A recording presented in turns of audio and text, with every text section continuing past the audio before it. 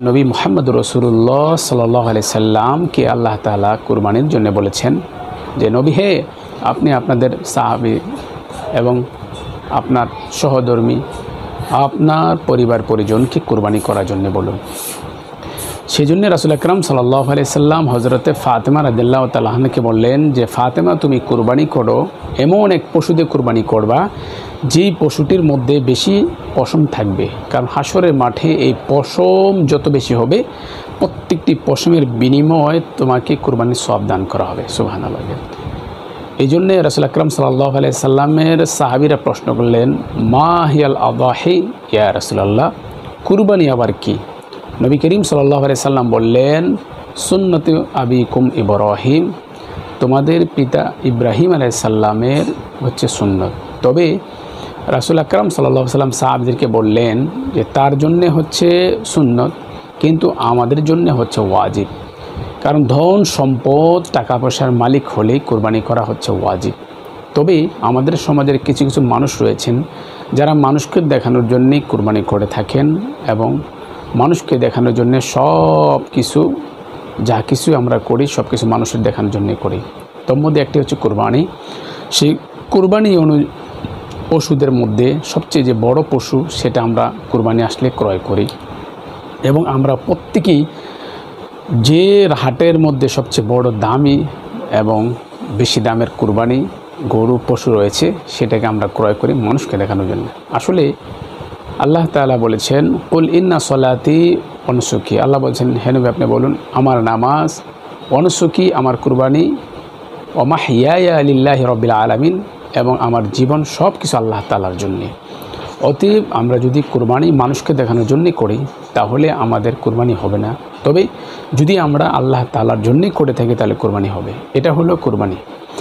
2 নম্বর হচ্ছে আমরা এখন যেহেতু আমরা কুরবানির সাথে আকিকা দিতে চাই, তো সেজন্য আমাদেরকে অনেকে প্রশ্ন করে থাকেন যে কুরবানির সাথে আমি আকিকা দিতে তাহলে কি আমার আকিকা হবে?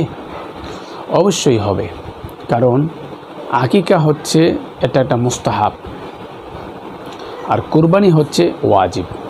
মুস্তাহসান, মুস্তাহাব বা সুন্নত। এখন সুন্নত হচ্ছে বাচ্চা ভূমিষ্ঠ হওয়ার পরে 7 দিনের মাথায় আকিকা দেওয়া হচ্ছে সুন্নত, কিন্তু পরবর্তীতে যদি এটাকে দেই তাহলে এটা হবে মুস্তাহাব। সুপ্রিয় দর্শক, যারা এবার কুরবানিতে আকিকা দেওয়ার চিন্তাভাবনা করেছেন, তো প্রথমত আকিকা দেওয়ার জন্য আমাদেরকে করণীয় হচ্ছে যে আমরা যখন আকিকা দিব তখন কুরবানির সাথে নিয়ত করে আকিকা দিতে গেলে 2-1টি শর্ত রয়েছে। 1 নম্বর শর্ত হচ্ছে যে কুরবানির সাথে যখন আমি আকিকা দিব তখন কুরবানির সাথে আলাদা আকিকার নামে একটা উল্লেখ করতে হবে যে আমি এটা আকিকার জন্য দিব। 2 নম্বর হচ্ছে যদি কোনো ব্যক্তি একা কুরবানি দেয় তাহলে তার যদি 7টি নাম দেয় একা কুরবানির মধ্যে, তাহলে 6টি নাম দিতে হবে কুরবানির জন্যে আর 1টি দিতে হবে আকিকার জন্যে। এবং আকিকার গোস্তটাকে আলাদা করে সবাই খেতে পারবেন। সমাজের মধ্যে এরকম মানুষ আছে যে আকিকার গোস্ত খেতে পারে না, আকিকার গোস্ত নাকি মা বাবা খেতে পারে না, এটা একটা ভুলভাল কথা রয়েছে। আমাদের সমাজে অনেক ইমাম এবং অনেক ওলামায়ে কেরাম রয়েছেন যারা মানুষকে বিভ্রান্তির মধ্যে ফেলে কুরবানির সাথে আকিকা হয় না বলে এবং গোস্ত খেতে পারে না সেটাও বলে থাকে। তবে আমরা সঠিকটা জানব যে কুরবানির সাথে আকিকা দেওয়ার পরে সে আকিকার গোস্ত খেতে পারবে সবাই, আত্মীয় স্বজন খেতে পারবে, বাবা মাও খেতে পারবে এবং পাড়াপড়শি খেতে পারবে।